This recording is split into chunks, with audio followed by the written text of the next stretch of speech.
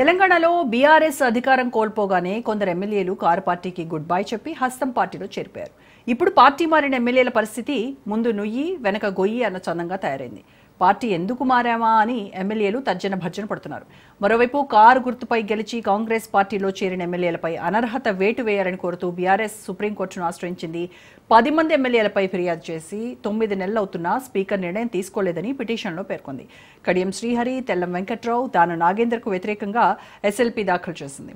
మిగిలిన 7 ఎమ్మెల్యేలకు వ్యతిరేకంగా రిట్ పిటిషన్ దాఖలు చేసింది. హైకోర్టు తీర్పిచ్చి 6 నెలలైనా ఇప్పటికీ స్పీకర్ చర్యలకు ఉపక్రమించలేదని, కనీసం నోటీస్ కూడా ఇవ్వలేదని న్యాయస్థానం దృష్టికి తెచ్చింది.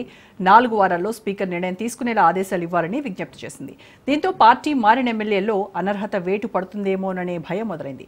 మరోవైపు కాంగ్రెస్ పార్టీలో సరైన గుర్తింపు లేదని ఎమ్మెల్యేలు తీవ్ర అసంతృప్తిగా ఉన్నారు. తిరిగి సొంత గూటికొచ్చేందుకు సిద్ధమయ్యారని రాజకీయ వర్గాల్లో టాక్ నడుస్తోంది. పోచారం శ్రీనివాస్ రెడ్డి మౌనం వహిస్తున్నారు. లోక్సభ ఎన్నికల్లో సికింద్రాబాద్ కాంగ్రెస్ ఎంపీ అభ్యర్థిగా పోటీ చేసిన దానం నాగేందర్ పార్టీ తీరుపై తిరుగుబాటు ఎగరవేస్తున్నారు. గద్వాల్ ఎమ్మెల్యే బండ్ల కృష్ణమోహన్ రెడ్డి ఎటు వెళ్లాలో తేల్చుకోలేని పరిస్థితి ఏర్పడింది. పార్టీ మారిన ఎమ్మెల్యేల పరిస్థితి అయోమయంగా మారింది. మరింత సమాచారం మా ప్రతినిధి సైదులు లైవ్ లో అందిస్తారు. సైదులు, బీఆర్ఎస్ ఓటమి తర్వాత 10 మంది ఎమ్మెల్యేలు కాంగ్రెస్ పార్టీలో చేరడం, అక్కడ కూడా సరైనటువంటి గుర్తింపు లేదు. కాంగ్రెస్ పార్టీలో అప్పటికే సీనియర్ నేతలు ఇప్పుడు కొత్తగా వెళ్ళినటువంటి నేతలను, ఆ లీడర్స్ను తమ పార్టీ ఓన్ చేసుకోకుండా, కాంగ్రెస్ పార్టీ లీడర్లుగానే వాళ్ళని చూడకుండా ఓ చిన్న చూపు చూడటము, ఇదంతా ఇప్పుడు ఆ ఎమ్మెల్యేలకు ఇటువైపు అనర్హత భయం కూడా పట్టుకుంది. ఆ వేటు వేస్తారేమో, రెంటా చెడ్డ రేవడవుతుందేమో మా పరిస్థితి. ఉన్న బీఆర్ఎస్లో ఉంటే ఎమ్మెల్యేలుగా ఉండేవాళ్ళము, ఇటు కాంగ్రెస్ పార్టీకి వచ్చిన తర్వాత అనర్హత వేటు పడితే ఇప్పుడు అటు బీఆర్ఎస్లోకి వెళ్ళలేక, కాంగ్రెస్లో ఉండలేక ఏం చేయాలని దిక్కు తోచని స్థితిలో వాళ్ళు ఉన్నారు. సో మరి ఏంటి వాళ్ళ కింగ్ కర్తవ్యం?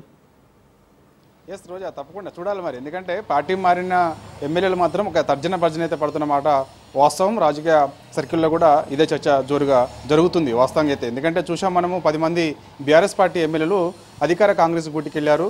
సో వెళ్ళిన తర్వాత అందరూ సజావుగానే బాగానే ఉందనుకుని ఒక నెల 2 నెలల పాటు బాగానే ఉంది, మాకు అధికారం పార్టీలోకి వచ్చాము కాబట్టి, అధికార పార్టీలోకి వచ్చాము కాబట్టి పనులు కూడా మాకు జరుగుతున్నాయి, నియోజకవర్గ అభివృద్ధి కోసమే పార్టీ మారామని చెప్పేసి గతంలో చెప్పిన ఎమ్మెల్యేలందరూ కూడా కొంత మౌనంగా ఉంటున్నారు అనేది జోరుగా చర్చ మాత్రం జరుగుతున్నమాట వాస్తవం. ఎందుకంటే చాలామంది ఇప్పటికే చూసాం సీనియర్ నేతలు, అంటే ఉదాహరణకి పోచారం శ్రీనివాసరెడ్డి, ఆయన బాన్స్వాడ నుంచి వచ్చినటువంటి పోచారం శ్రీనివాసరెడ్డి అయితే మాత్రం చాలా మౌనంగా ఉంటున్నారు. ఆయన గతంలో బీఆర్ఎస్ పార్టీ నుంచి బాన్స్వాడ నుంచి గెలిచారు. ఆయన అధికార కాంగ్రెస్ గుటికి వెళ్ళారు. నేను నియోజకవర్గ అభివృద్ధి కోసమే నేను అధికార కాంగ్రెస్ గుటికి వెళ్తున్నానని చెప్పేసి కూడా ఆయన స్వయంగా మీడియా ముందుకు వచ్చి కూడా చాలాసార్లు చెప్పడం జరిగింది. సో కానీ ఆయన ఈ మధ్యకాలంలో చూస్తే మాత్రం ఆయన చాలా మౌనంగా ఉంటున్నారు. ఎందుకు మౌనంగా ఉంటున్నారు అనేది కూడా నియోజకవర్గ ప్రజలకు సంబంధించి అక్కడ ఉన్నటువంటి బీఆర్ఎస్ నేతలందరూ కూడా చర్చించుకుంటున్న అంశం ఏంటంటే, తిరిగి మళ్ళా సొంత గూటికి వస్తే బాగుంటుంది అనేది అతని యొక్క సన్నిహితులు ద్వారాగా మాకు తెలుస్తుంది అనేది అక్కడ బాన్స్వాడ నియోజకవర్గ ప్రజలందరూ కూడా చర్చించుకుంటున్నట్టు కూడా మనకైతే సమాచారం. మరి ఇప్పటికే ఇప్పుడు పార్టీ మారిన ఎమ్మెల్యేలందరూ కూడా తిరిగి మళ్ళీ సొంత గూటికి వస్తారన్నా కూడా చేర్చుకునే ప్రసక్తి లేదని చెప్పేసి కూడా ఇటు బీఆర్ఎస్ పార్టీ నాయకులు చెప్తున్నారు. కేసీఆర్ కూడా అదే చెప్తున్నారు, కేటీఆర్ కూడా అదే చెప్తున్నారు. కానీ మరి ఇప్పుడు తిరిగి కొంతమంది సొంత గూటికి వచ్చేందుకు కొంత ఆసక్తి చూపిస్తున్నారన్నమాట మాత్రం వాస్తవం. ఉదాహరణకి చూసాం మనం ఖైరతాబాద్ నుంచి గెలిచినటువంటి ఎమ్మెల్యే దానం నాగేందర్, ఆయన అభివృద్ధి కోసం, ఖైరతాబాద్ అభివృద్ధి కోసం నేను కాంగ్రెస్ పార్టీలోకి వెళ్తున్నాను, అది నా సొంత ఇల్లు అని చెప్పేసి కూడా ఆయన గతంలో ఒక స్టేట్మెంట్ ఇచ్చారు. అధికార కాంగ్రెస్ పార్టీకి వెళ్ళారు. తర్వాత ఆయన సికింద్రాబాద్ ఎంపీ అభ్యర్థిగా కూడా పోటీ చేశారు, ఓడిపోయారు. సో తిరిగి ఈ మధ్యకాలంలో చూసాం ఆయన అధికార కాంగ్రెస్ పార్టీ పైన కొంత దూకుడుగా వ్యవహరిస్తున్నారు. ఆయన కొన్ని కార్యక్రమాలు, అంటే ప్రభుత్వం చేపడుతున్నటువంటి కార్యక్రమాలను వ్యతిరేకిస్తూ వస్తున్నారు. అంటే ఉదాహరణకి హైడ్రా అది సరైనది కాదు, అది ముఖ్యమంత్రి ఈ నిర్ణయం కొంత వెనక్కి తీసుకుంటే బాగుంటుంది, అది పేదల ఇల్లు హైడ్రా కూల్చివేస్తుందని చెప్పేసి కూడా ఆయన కొంత ప్రభుత్వంపైనే దూకుడుగా మాట్లాడుతున్న సంగతి అందరికీ తెలిసిన విషయమే. దీన్ని బట్టి చూస్తే ఎందుకు ఆయన అసలు పార్టీ మారిన తర్వాత అభివృద్ధి కోసమే మారామని చెప్పేసి గతంలో స్టేట్మెంట్ ఇచ్చిన తర్వాత తిరిగి మళ్ళీ అధికార పార్టీ పైన ఎందుకు విమర్శలు చేస్తున్నారు అనేది కూడా ఖైరతాబాద్ నియోజకవర్గమే కాదు, ఓవరాల్గా రాష్ట్ర వ్యాప్తంగా కూడా పెద్ద ఎత్తున చర్చ జరుగుతుంది. దానం నాగేందర్ మరి తిరిగి సొంత గూటికి వస్తారా, వస్తే తీసుకుంటారని చెప్పేసి మధ్యకాలంలో కేటీఆర్ని కూడా మీడియా అడిగిన ప్రశ్నలకి, వస్తే మాత్రం మేము ఎవరిని తీసుకోము, మాకు ఆల్రెడీ ఆయా నియోజకవర్గాలలో, అంటే పార్టీ ఎవరైతే మారారో ఎమ్మెల్యేలు ఆ 10 నియోజకవర్గాల్లో కూడా మాకు సరిపోగా ఎమ్మెల్యే అభ్యర్థి క్యాండిడేట్స్ ఉన్నారు.